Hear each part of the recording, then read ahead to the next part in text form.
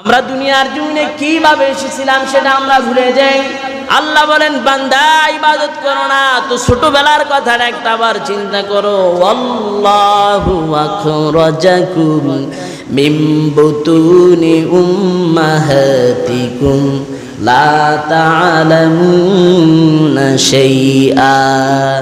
তুমি যে আল্লাহকে ভুলে যাও, তোমার আল্লাহ তাআলা এই পৃথিবীর জমিনে বের করে নিয়ে আসেন মায়ের গর্ভ থেকে।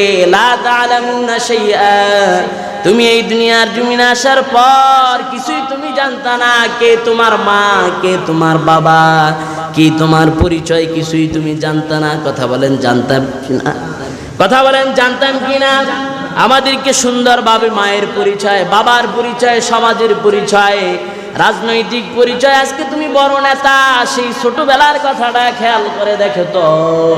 সেই সময় তোমার এই পৃথিবীর মানুষ কেউ চিনত না। সুম্মা নুখরিজুকুম তিফলা, আমি আল্লাহ তাআলা তোমার এই শিশু অবস্থায় এই দুনিয়ার জমিনে পাঠাইছিলাম, কেউ তোমারে চিনত না।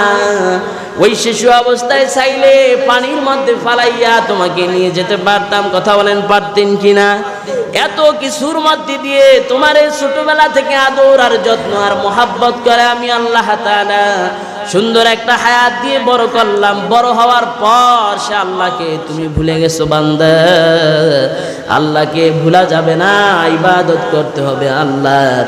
এখনো সময় আছে, গুনাহের পথ থেকে ফিরে আসো।